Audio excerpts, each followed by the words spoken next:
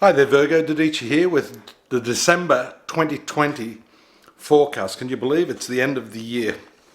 Virgo, it's an important month, and I think we should point out that whenever there's a solar eclipse, the area in which that happens has to take precedent. There's a couple of points I want to make this month because your ruler, Mercury, will also be moving in this same sector, the fourth house, Sagittarius, where there will be a solar eclipse on the 15th of the month.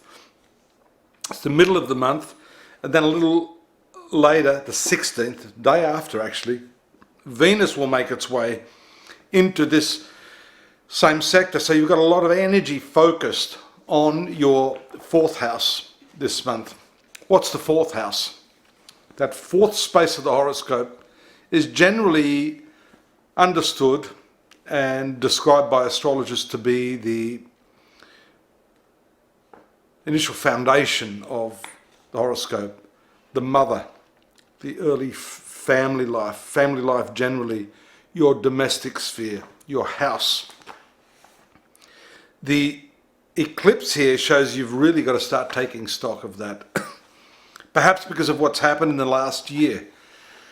There may have been some turmoil in your family life. The eclipse shuts off the energies. The sun, being a solar eclipse, is the ruler of your 12th house, what's considered a house of loss, privation, secret suffering. So you're probably getting all nervous. Don't, because the mathematical principle negative times a negative means it's positive. The negative planet being eclipsed, losing its energy is actually very, very beneficial. So I see this eclipse after the 15th. It's not going to happen on the day. The eclipse happens on the day, but the effects of the solar eclipse can sometimes take a little while to manifest, depending on what date in Virgo you were born. So what it means is that that domestic area of your life is going to come strongly into focus, and I believe you are going to set a new pace. You're going to change things in the coming 12 months. You're going to start to feel that throughout this period. Now, how does it actually manifest? Well, fourth house has to also do with your inner self, how you feel about things.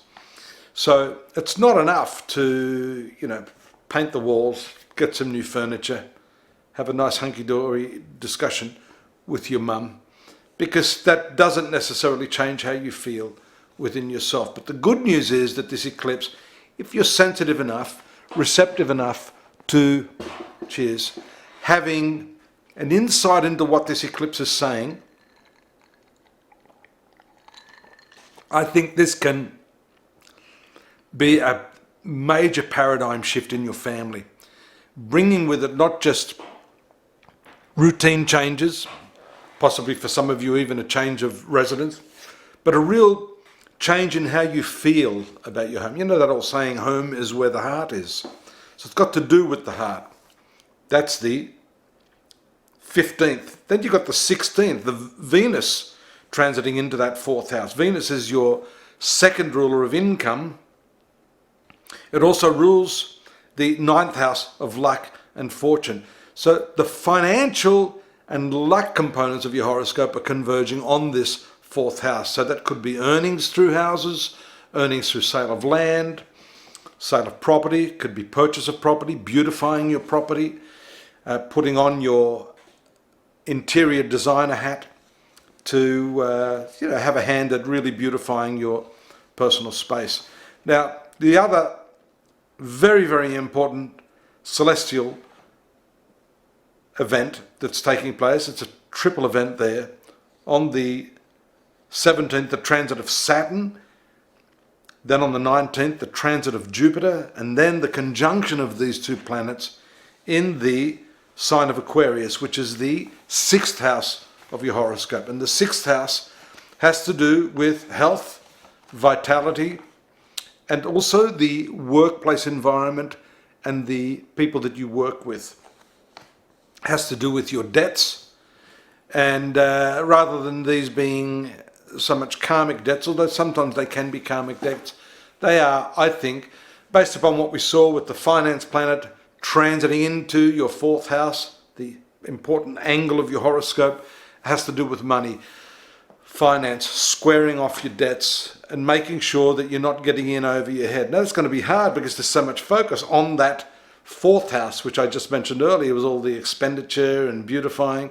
So this really is a period of balance and working on your day-to-day routine, scheduling yourself. The sixth house, along with the third house, has to do with the way you are spending your time, not just your money. So I think you need to look at that. That's the other important focus for you at this last juncture of the year, just before we start 2021. There is a solar ingress, that's the sun transiting to the fifth house of your horoscope. This is the very, very creative part of your horoscope.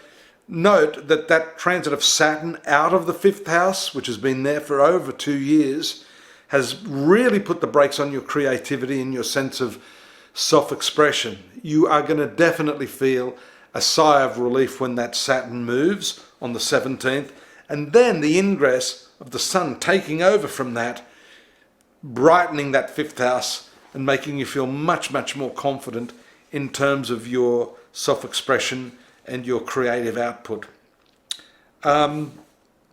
It's I think a nice end to the year. I'm going to be talking about 2021 when we next meet. Before that, however, I will be putting up the 12 signs written forecasts, which cover everything from your love and romance through to your business and finance, career, and the karmic aspects of your life and what is likely to happen in 2021. So that's later in the month. I'm still struggling to get it all up and running, but you'll receive a note from me if you subscribe, then you'll be notified of that.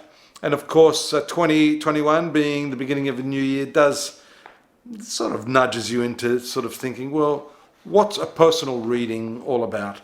Well, I'm happy to make myself available if you'd like to study your horoscope in detail, not en masse, which we do here, but based upon the time and the locality of your birth. We will get right down there, drilling into the nitty-gritty of who you are and what's coming and how that karma is going to unfold in 2021. So I invite you to do that. Drop me a line here if you'd like to know more. Stay safe. Thank you so much for your support throughout this past 12 months. It's really great receiving the messages I do from all of you, and I hope to reciprocate that back in 2021 when I see you in January. Take care now. Stay safe.